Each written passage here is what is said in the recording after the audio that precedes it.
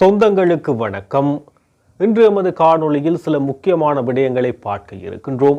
அந்த வகையில் முதலாவதாக நாங்கள் பார்க்க இருக்கின்ற விடயம், பாராளுமன்ற உறுப்பினர் ராமநாதன் அர்ச்சுனா இன்றைய தினம் கைது செய்யப்பட்டார். கைது செய்யப்பட்ட அவர் தற்போது பிணையில் விடுதலை ஆகியுள்ளார். இந்த விவகாரம் தொடர்பாக நாங்கள் பார்க்கின்ற போது இன்றைய தினம் காலை 10 மணியளவில் ராமநாதன் அர்ச்சுனா அவர்கள் கொழும்பு கோட்டை போலீஸ் நிலையத்துக்கு அழைக்கப்படுகிறார்.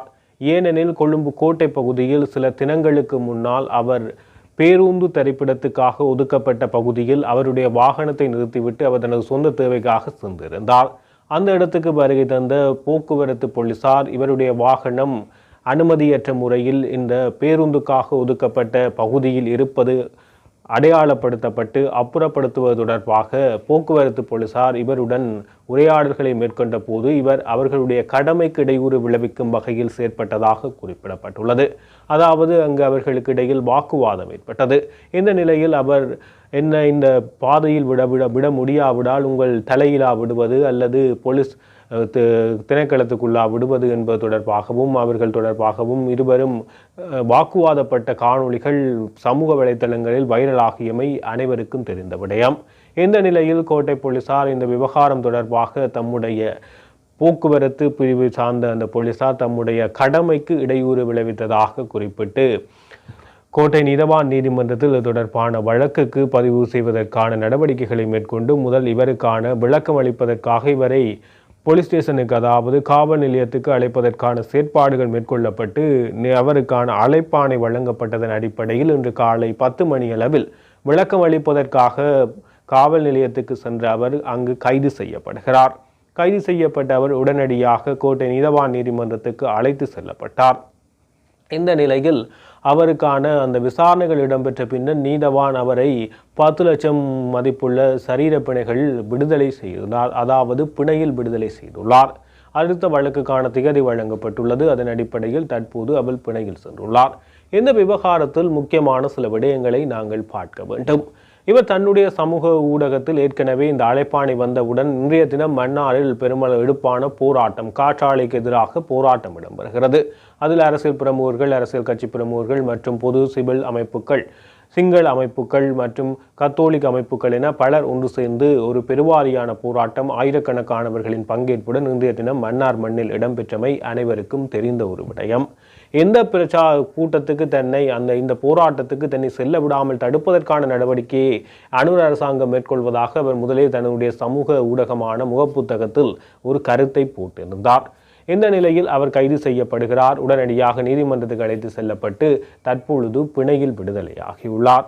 இந்த நிலையில் அவர் கைது செய்யப்பட்ட தருணத்தில் கைது செய்யப்பட்டு நீதிமன்றத்துக்கு அழைத்து சென்ற போது அங்கு நாமல் ராஜபக்ச நீதிமன்றத்துக்கு வருகை தந்துள்ளார்.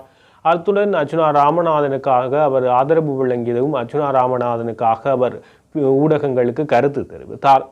இந்த கைது ஏற்றுக்கொள்ள முடியாது எனவும் இவ்வாறான சிறு விடயங்களுக்கு வேண்டுமென்றே இந்த அரசியல் பழிவாங்கல் செயற்பாடை தொடர்ச்சியாக இந்த அனுர் அரசாங்கம் மேற்கொள்வதாக நாமல் ராஜபக்ச குறிப்பிட்டதுடன் அர்ச்சுனா ராமநாதனுக்கு சார்பாக ஆஜரான சட்டத்தரணிகள் நாமல் ராஜபக்சவின் பொதியன பெரமுன மற்றும் பொதியன பெரமுனவினுடைய உறுப்பினர்கள் தொடர்பாக ஆஜராகின்ற வழக்குகளில் ஆஜராகின்ற சட்டத்தரணிகள் குழாம் இவருக்கும் ஆஜராகியமை அங்கு அவதானிக்கக்கூடியதாக இருந்தது.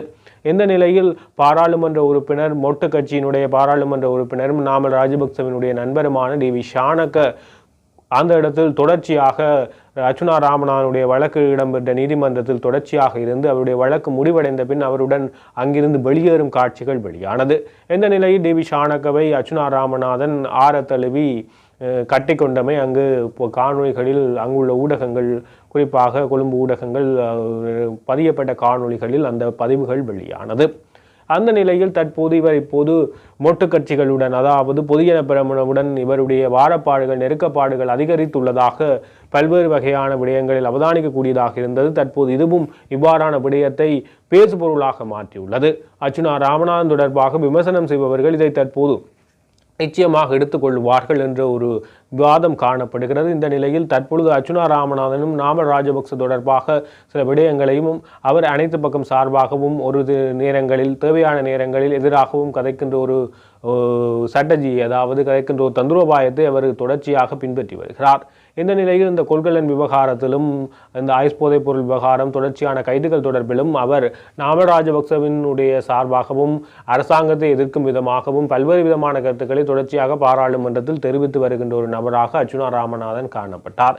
இந்த நிலையில் இவ்வாறு நாமல் ராஜபக்சவினுடைய ஆதரவு இன்றைய தினம் அவருடைய கைதுக்கு அர்ச்சுனா ராமநாதன் கைது செய்யப்பட்டமைக்கு நாமல் ராஜபக்ச எதிர்ப்பை தெரிவித்த நிலையில் அர்ச்சுனா ராமநாதன் தற்போது அவருடைய அரசியலில் தற்போது அது பொதுஜன பெரமுன பக்கம் அவர் சாய்கின்றாரா என்ற விதத்தில் ஊடகங்களும் மற்றும் பல்வேறு சமூக ஊடகங்களும் இவ்வாறான தரப்பை கொண்டு செல்கின்ற நிலையில் அவருடைய தமிழ் அரசியல் பரப்பில் அவருடைய வாக்கு வங்கிக்கானது அல்லது விமர்சனங்கள் எழும் ஒரு தலைப்பாக இது மாறிவிடக்கூடாது என்பதற்காகவோ என்னவோ அவர் இன்றைய தினம் ஊடகங்களுக்கு கருத்து தெரிவிக்கின்ற போது மஹிந்த ராஜபக்ச போன்று பல்வேறு வகையான குற்றச்சாட்டுகளுக்கு உள்ள பெரும் ஊழல்வாதிகள் என குறிப்பிடப்படுகின்ற மஹிந்த ராஜபக்ச குடும்பத்தினரை கைது செய்ய முடியவில்லை, என்னை போன்றவர்களை கைது செய்கின்றார்கள் என ஒரு கருத்தை அவர் அங்கு குறிப்பிடுகிறார்.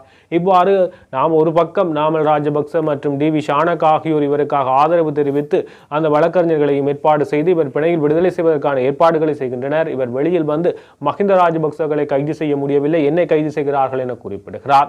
எனவே இதற்குள் ஒரு முரண்நிலை காணப்படுவதை அவதானிக்கக்கூடியதாக இருக்கிறது.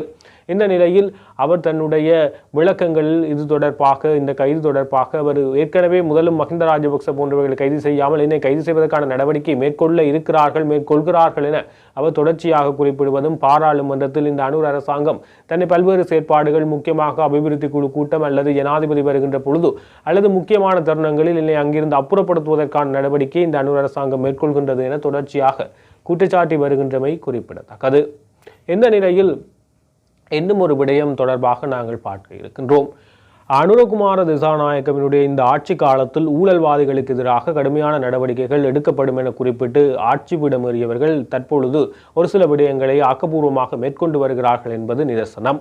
இந்த நிலையில் ஊழல் தொடர்பாக அரசு அதிகாரிகள், அமைச்சு மட்டங்கள், செயலாளர்கள், முன்னாள் ஜனாதிபதிகள் என பல்வேறு மட்டத்திலும் அந்த ஊழல் தொடர்பான விடயங்கள் யாராக இருந்தாலும் பாரபட்சமின்றி விசாரணைகள் இடம்பெற்று வருகிறது. ஆனால் தற்போது அனுரகுமார திசாநாயக்க ஊழல் செய்துள்ளதாக உதய கம்மன்பில ஆதாரங்களுடன் தற்பொழுது குற்றச்சாட்டு ஒன்றை முன்வைத்து முறைப்பாடு ஒன்றை பதிவு செய்துள்ளார். அனுரகுமார திசாநாயக்க மட்டுமல்ல, அனுரகுமார திசாநாயக்கவுடன் 159 பாராளுமன்ற உறுப்பினர்களும் ஊழலில் ஈடுபட்டுள்ளார்கள். கிட்டத்தட்ட ஒரு மாதம் 3 கோடி ரூபாய் ஊழல் இடம்பெறுகின்றது என உதய கம்மன்பில குறிப்பிடுகிறார். அது என்ன ஊழல் என்று பார்க்கின்ற போது ஏற்கனவே தேசிய மக்கள் சக்தி பாராளுமன்ற உறுப்பினராக இருக்கின்ற தேசிய மக்கள் சக்தி உறுப்பினர்கள் எவரும் பாராளுமன்ற உறுப்பினருக்கு வழங்கப்படுகின்ற சம்பள தொகையை பெற மாட்டார்கள் என ஏற்கனவே அறிவித்தது. ஜனாதிபதி அனுரகுமார திசாநாயக்கவும் மற்றும் பிரதமர் உட்பட அமைச்சர்களும் இந்த அமைச்சுக்கான சம்பளங்களையும் பெற்றுக்கொள்ள மறுத்துள்ளனர்.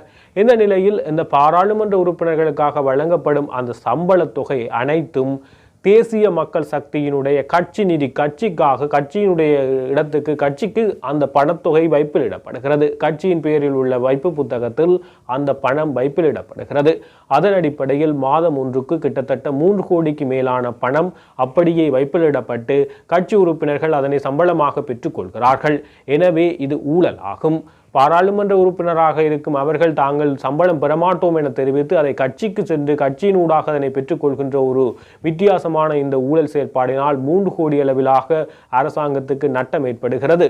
இந்த பணம் மக்களுக்கு செலவிடப்படவில்லை, அவர்கள் தம்முடைய கட்சிக்குள் கொண்டு சென்று அதை கட்சி நிதியாக பெற்றுக்கொள்வதாக உதய கம்மன்பில தற்போது இந்த குற்றச்சாட்டை முன்வைத்துள்ளமை அவதானிக்கக்கூடிய ஒரு விடயமாக பார்க்கப்படுகிறது.